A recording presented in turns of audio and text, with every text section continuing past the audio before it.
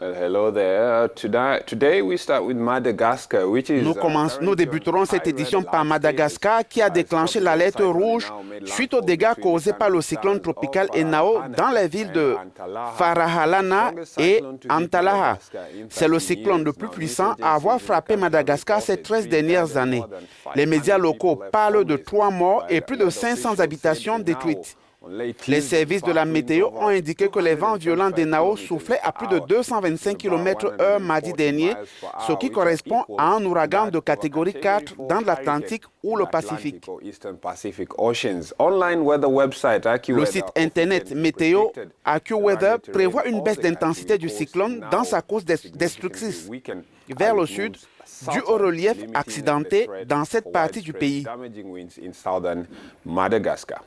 Le cyclone Enao progresse et se dirige vers la capitale où il sera accompagné de vents de 75 km/h et de rafales de plus de 100 km/h. Des pluies diluviennes s'abattent déjà sur Antananarivo depuis le soir du 7 mars, faisant monter le niveau des eaux à un niveau préoccupant. Dès lundi, le Bureau national de gestion des risques et des catastrophes avait conseillé aux habitants des zones susceptibles d'être traversées par Enao de quitter les bas quartiers et d'aller se réfugier en hauteur et de faire des stocks d'eau et de nourriture. 89% des routes de Madagascar ne sont pas goudronnées, en particulier dans les parties nord et est du pays. Un manque d'infrastructures qui risque de rendre le déploiement de secours dans ces régions plus difficile. Nous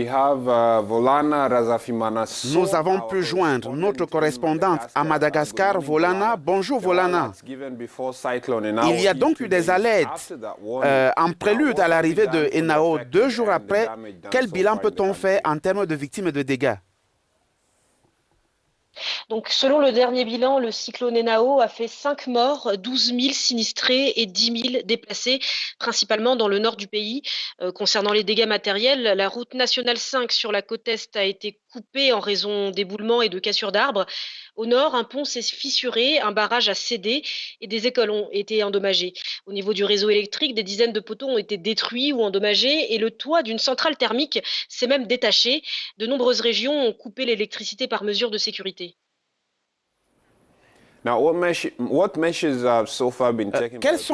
Quelles dispositions ont été prises par les autorités pour la protection des populations? Donc la consigne, c'est le confinement.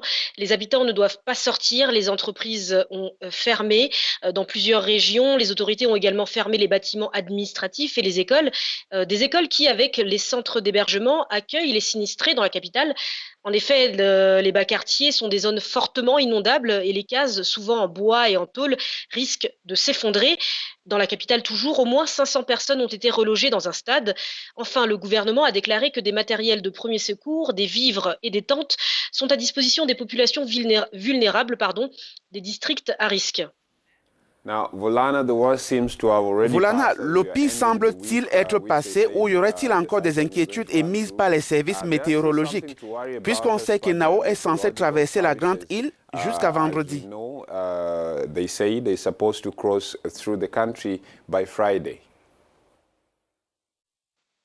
Oui, effectivement, la force d'Enao semble s'affaiblir. On parle déjà de tempête tropicale modérée. Si mardi, des rafales de vent pouvaient atteindre jusqu'à 300 km/h ont été enregistrées, les rafales aujourd'hui atteignent 90 km/h. Le nord de l'île n'est plus en alerte rouge, mais en vigilance post-aléa.